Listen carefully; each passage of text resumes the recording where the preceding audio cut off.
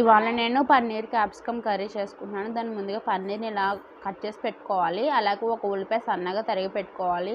ఒక ఉల్లిపాయ 3 క్యాప్సికమ్ని ఇలా క్యూబ్స్ కింద కట్ చేసుకోవాలి. తగినంత కొత్తిమీర, అలాగే ఒక పచ్చిమిరపకాయ చీల్చుకుని పెట్టుకోవాలి.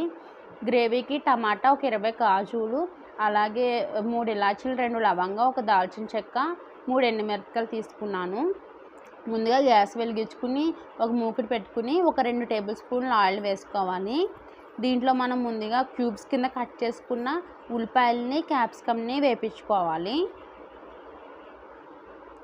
లైట్గా వేపించుకుంటే సరిపోతుంది. మరి కలర్ వచ్చేంత వరకు వేపించుకోని అవసరం లేదు.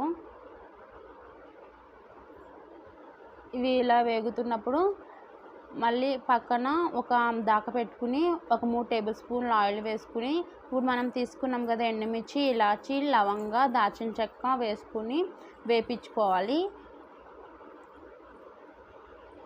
ఇవి వేగిన తర్వాత మనం దీంట్లోకి కట్ చేసుకున్న టమాటా, అలాగే కాజులు కూడా వేసేసుకుని మెత్తగా అయ్యేంత వరకు వేపించుకోవాలి.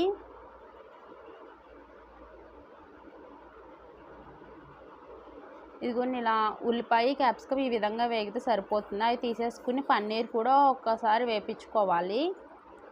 పన్నీర్లో కొంచెం ఉప్పు, పసుపు, గరం మసాలా వేసుకుని వేపించుకుని పక్కన పెట్టుకోవాలి. ఎందుకంటే పన్నీర్లోకి తొందరగా మసాలా అనేది వెళ్ళదు కాబట్టి ఇలా వేపించుకున్నప్పుడు వెళ్తే టేస్ట్ అనేది బాగుంటుంది.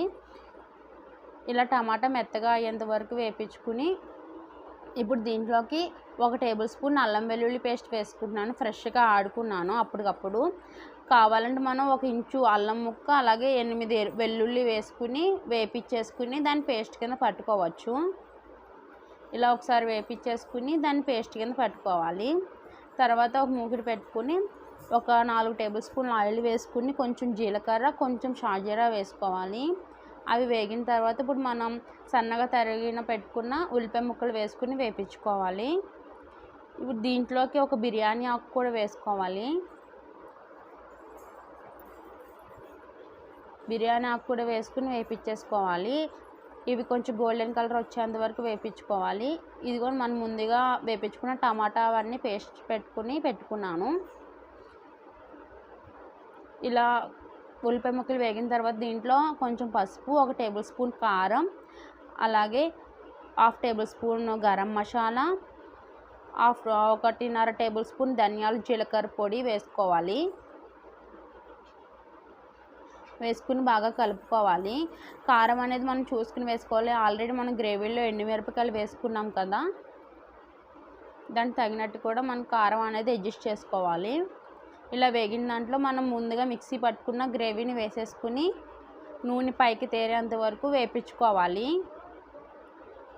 కలుపుతూనే ఉండాలి గ్రేవీ అనేది, ఎందుకంటే అడుగంటకుండా ఉండడానికి.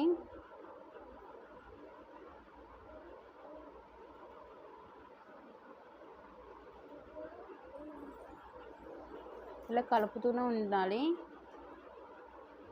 ఇప్పుడు కొంచెం వాటర్ వేసుకోవాలి. గ్రేవీకి సరిపడినంత వాటర్ వేసుకోవాలి.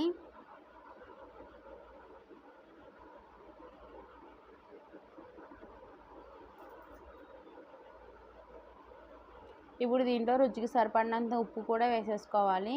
కొంచెం కసూరి మేతి కూడా ఇప్పుడే వేసేసుకోవాలి కూర ఉడుకుతున్నప్పుడు. మనం చీల్చుకు పెట్టుకున్న పచ్చిమిర్చిని కూడా వేసేసుకుని ఒకసారి కలుపుకోవాలి. ఇప్పుడు దీంట్లో మనం ముందుగా వేపించుకున్న క్యాప్సికమ్, ఉల్లిపాయ, పన్నీర్ ముక్కలు కూడా వేసేసుకుని కూర దగ్గర అయ్యేంత వరకు ఉంచుకోవాలి. ఇలా దగ్గర అయ్యేంత వరకు ఉడికించుకున్న తర్వాత ఒక బౌల్లోకి తీసేసుకోవాలి. అంతే, ఎంతో టేస్ట్ అయిన క్యాప్సికమ్ పన్నీర్ కర్రీ రెడీ అయిపోయింది. ఇది చపాతీలోకి, అలాగే బగారా రైస్లోకి, పులావ్లోకి కూడా చాలా బాగుంటుంది. పిల్లలు కూడా ఇష్టంగా తింటారు. ఒకసారి ట్రై చేసి చూడండి. ఈ వీడియో కనుక నచ్చితే లైక్ చేసి, షేర్ చేసి, సబ్స్క్రైబ్ చేయండి. Thanks for watching. టేస్ట్ అనేది చాలా బాగా వచ్చింది. ఒకసారి ట్రై చేసి చూడండి.